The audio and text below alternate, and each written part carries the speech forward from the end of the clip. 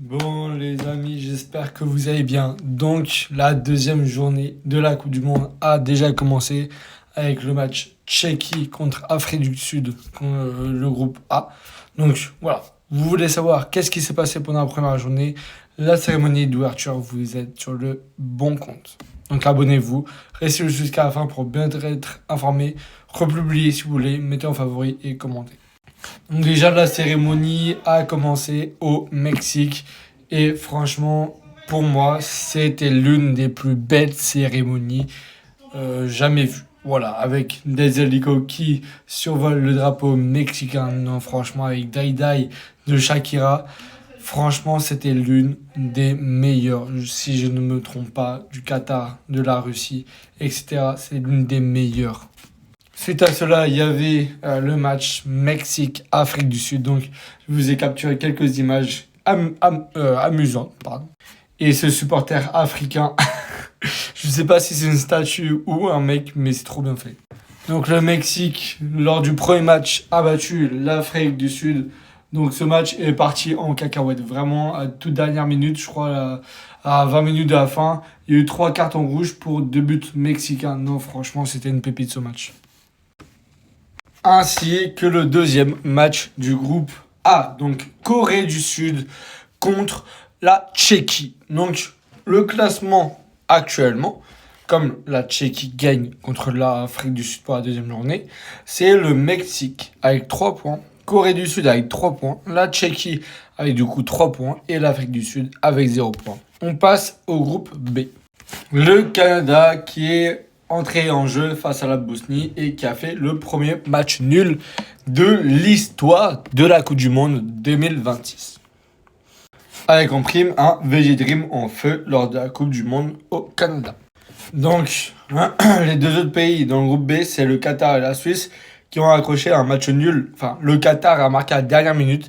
Franchement, la Suisse, je suis dégoûté pour vous. Donc, c'est le seul premier groupe à avoir 4 équipes avec un point. Donc, let's go. Donc, sur le groupe D, les Américains ont terminé d'ouvrir la cérémonie. Donc, il y a eu 3 cérémonies d'ouverture. Mexique, Canada et États-Unis. Donc, les États-Unis ont raflé, bien sûr, les Paraguay 4 buts à 1. Donc, ils sont premiers de leur groupe actuellement. Donc, les Australiens aussi dans le même groupe que les États-Unis, dans le groupe D. Donc, ont raflé 2-0 la Turquie. Donc, sont deuxième avec 3 points aussi. Le match choc du groupe C, Maroc-Brésil, s'est conclu sur un 1 partout. Donc, franchement, ce match, je l'ai regardé, c'était à 3h du matin, je crois. Non, franchement, c'était grotesque, ce match, même si il n'y a eu que 2 buts. Mais franchement, c'est des gros textes. Donc, c'était le match jouant pour le groupe C. Et l'Écosse, bien sûr, ont gagné contre Haïti. Donc, ça fait groupe C, Écosse 3 points, qui est le premier. Maroc, Brésil 1 point. Et Haïti 0.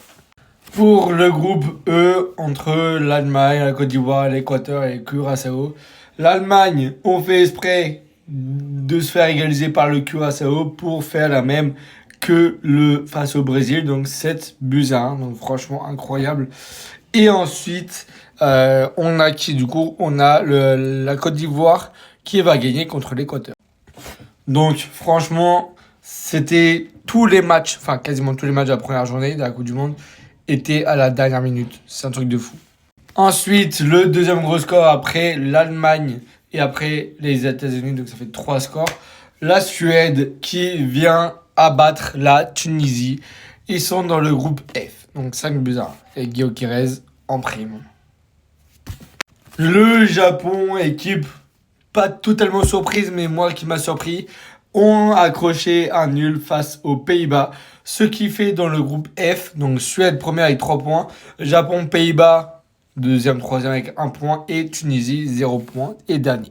On enchaîne avec un Romelu Sauveur 1-1. Franchement, l'Égypte a trop bien joué et la Belgique, je sais pas comment elle a fait pour un moment être premier du classement FIFA, je ne sais pas. Mais dans le groupe G, donc voilà, l'Égypte et la Belgique se sont maintenus à 1, tandis que l'Iran et la Nouvelle-Zélande ont fait 2-2. Donc ça fait 4 matchs nuls dans ce groupe G. Dans le groupe H, bien sûr, on a eu la rencontre entre l'Arabie Saoudite et l'Uruguay. Donc, ils ont fait un match nul 1-1. Tandis que le Cap-Vert a créé la surprise en accrochant le nul face à l'Espagne pour sa première en Coupe du Monde. Donc franchement, certes, c'est une équipe qui était défensive, qui ne bloque pas pour faire des contre-attaques, mais tenir en échec face à l'Espagne, face à l'une des favorites de la Coupe du Monde. Après, ça ne veut rien dire à l'épaule, mais c'est quand même incroyable, vraiment. Donc, ce qui fait que il y a eu que des matchs nuls, comme le groupe G. Groupe G, il y a eu Nouvelle-Zélande, Iran, Belgique, Égypte. Donc, ils ont fait que des matchs nuls. Groupe H, Uruguay, Arabie Saoudite, Cap-Vert et Espagne. Match nul. Maintenant, on enchaîne avec le groupe I. L'entrée en jeu de la France, de mes amis français. On est là pour la 3e Coupe du Monde, les amis. Enfin, pas la 3e, mais la 3e étoile, plutôt, contre le Sénégal, champion d'Afrique. Ça a donné 5 joueurs parisiens vs 1 joueur parisien. Ce match a tenu toutes ses promesses vu que tous les Parisiens ont marqué. Donc Mbappé doublé, Barcola un but alors qu'il était rentré en jeu à place de Doué. Franchement, Barcola, ça va lui redonner confiance. Mbappé répond plaisant. Et Mbaye, mon chouchou, j'étais trop content qu'il marque. Et il a marqué. Donc ça fait première victoire de la France dans ce mondial. Et de l'autre côté, dans notre groupe, donc la Norvège qui a détruit par un doublé de Haaland l'Irak. Donc franchement, ça va être une dinguerie France-Norvège, sachant que là, la Norvège est première du groupe avec un goal average plus 3 alors que nous on a plus 2. Donc ça va être un autre choc. Mais d'abord c'est France-Irak et après France-Norvège. Dans le groupe J, donc on a l'extraterrestre qui a marqué un triplé face à l'Algérie. Merci beaucoup parce que sinon ça allait casser. Donc il devient co-leader avec Monsieur Klose. Donc 16 buts, toute compétition confondue en Coupe du Monde. Voilà, 16 buts.